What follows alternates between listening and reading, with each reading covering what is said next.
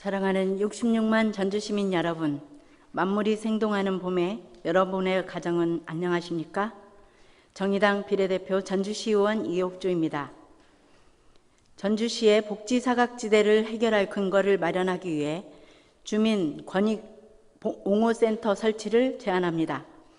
최근 생활고를 비관해 자살한 세 모녀의 사건과 연이어 언론에 보도되는 생활고 관련 자살 사건들은 우리의 가슴을 아프게 합니다. 이러한 사건들은 오늘날 우리가 지향하는 복지사회에 얼마나 많은 사각지대가 있는지를 여실히 보여주는 증거라고 생각합니다. 저는 오늘 전주시의 복지 시스템 관련 사례 몇 가지를 들어 복지 시스템의 문제점을 지적하고 이러한 문제점을 해결할 방법을 모색해 보고자 질문하겠습니다. 전주시에 거주하는 김모 할머니의 사례입니다. 지난 1월 전주시에 거주하시는 김모 할머니는 기초생활보장 현금급여가 너무 적게 나온다며 자신이 겪고 있는 생활고를 시민단체의 기초생활보장 상담기관에 호소를 하셨습니다. 그 할머니에게는 결혼한 딸이 있지만 형편이 넉넉하지 않아 전혀 도움을 주지 못하는 상태였는데도 해당 구청에서는 딸에게 부양비를 2010년 2월부터 2011년 12월까지 총 23개월간 매월 6만 원씩 138만 원과 2012년 1월부터 2014년 1월까지 총 25개월간 매월 19만 원씩 478만 원을 부과해 4년간 총 613만 원의 할머니가 받을 수 있는 현금 급여를 받지 못한 사례입니다. 더욱이 할머니는 파킨슨씨 병을 앓고 있었고 장애인 등록 뇌병변 5급 상태였습니다. 그래서 해당 구청에 확인하였더니 수년간 발생하지 않은 사적 이전 소득이 부과된 것으로 현금 급여를 지원하지 않는 사례가 확인되어 시민단체에서 이의 신청하여 613만 원을 일괄 소급하여 지급받았습니다.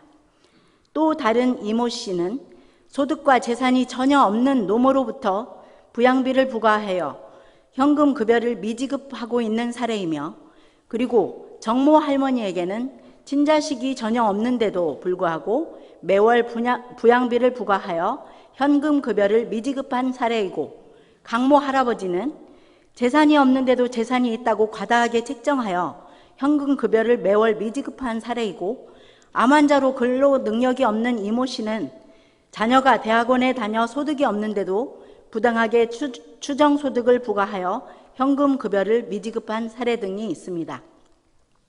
특히 전주시에 혼자 거주하는 이모 할머니의 경우에는 미지급 현금 급여가 있다는 것을 담당 공무원이 인정하면서도 자녀가 실직했을 때 바로 신고하지 않았으므로 신고 의무를 위반하였기 때문에 미지급한 현금 급여를 지급할 수 없다고 하고 있습니다.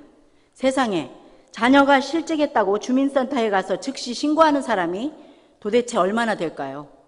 또한 이혼한 남편이 중증 장애인 자녀에게 양육비를 주지 않고 있는데도 간주 부양비를 부과하여 부당하게 수급 권리를 박탈시킨 사례 등 부당침해 사례들이 계속되고 있는 실정이고, 지금까지 확인되지 않은 유사 사례들은 더 많을 것이라고 생각합니다.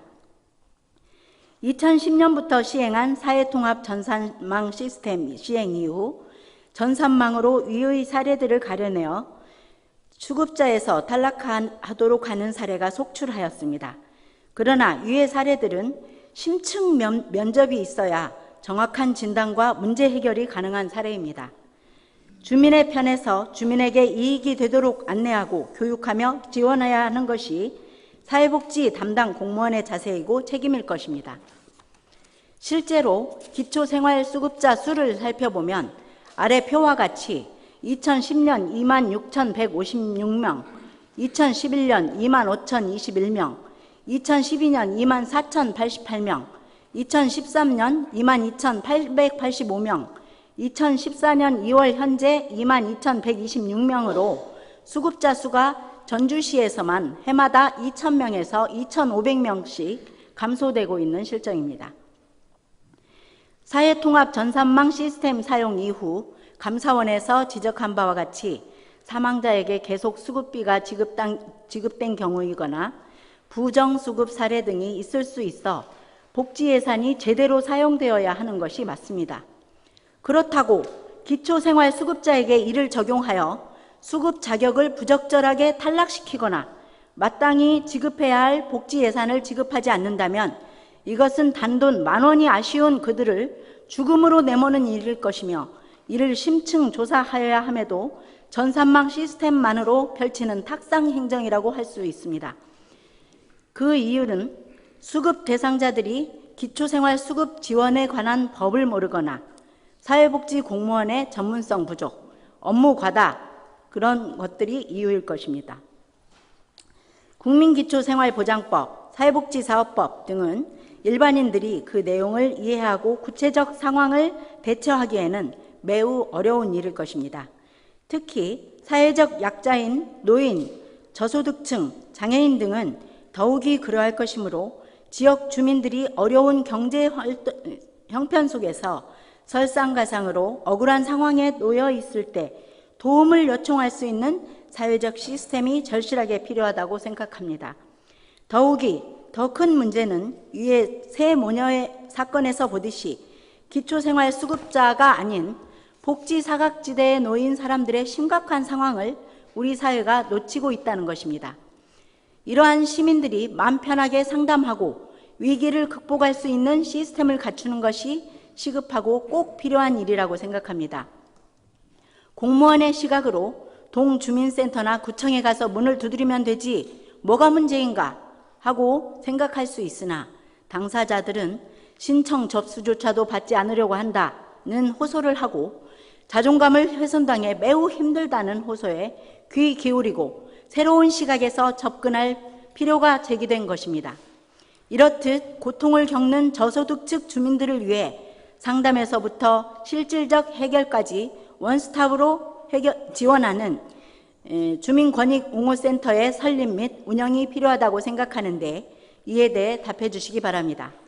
이에 대한 법적 근거 조항으로 법률구조법 제2조의 2항 국가와 지방자치단체의 법률구조 책무를 보면 국가는 국민의 법률복지 증진을 위하여 법률구조 체제를 구축, 운영하고 이에 필요한 재원을 조달할 책무를 짐, 지방자치단체는 국가의 법률구조 시책이 원활히 추진될 수 있도록 협력하여야 한다고 되어 있고 부패 방지 및 국민권익위원회 설치와 운영에 관한 법률 제33조에 의하면 지방자치단체 및 그 소속기관에 관한 고충민원의 처리와 행정제도의 개선 등을 위하여 각 지방자치단체에 시민고충처리위원회를 둘 수 있다고 되어 있습니다. 또한 서울시에서는 서울복지법률지원단을 설치 운영하고 있어 복지 시스템 구축과 관련하여 좋은 사례로 들 수 있으며 이를 보완 조정하여 전주시 주민권익 옹호센터를 설치 운영할 것을 제안합니다. 전주 시민을 위한 가칭 주민권익 옹호센터는 사회복지 서비스의 대리 신청권, 조사권 등을 갖고 법률 상담과 공익소송 그리고 사회복지 서비스 및 인권 등 유관기관과 연계하여 시민단체 활동가들의 자문과 협력을 통해서 최대한의 주민의 문제 해결을 돕기 위한 기구가 될 것입니다. 이를 위해 동법 제33조에는 위원회 자격 요건을 교수, 판검사, 변호사, 사급 이상 공무원, 건축사, 세무사, 공인회계사, 기술사, 변리사 등 자격을 갖춘 직종에서 5년 이상 근무한 자로 구성하도록 되어 있습니다. 기존의 단순 상담 위주의 법률 서비스와 사회복지 전담 공무원의 업무 과다로 인한 자살 등을 예로 보았을 때 기존 전달 체계로는 그 효과성을 온전히 기대할 수 없고 가족 구성에 따라 복잡하고 다양한 문제를 가지고 있는 각각의 문제를 종합적이고 지속적이며 제도 개선과 공익소송까지도 감당할 수 있는 새로운 서비스, 즉 사회적 약자를 위한 통합적인 원스톱 창구를 설치해야 한다고 보는데 이에 대한 답변 부탁드립니다. 또한 사회복지 공무원의 인력 확보 및 전문성 확보가 필요하다고 생각하는데 이에 대한 견해에 답변해 주시기 바랍니다.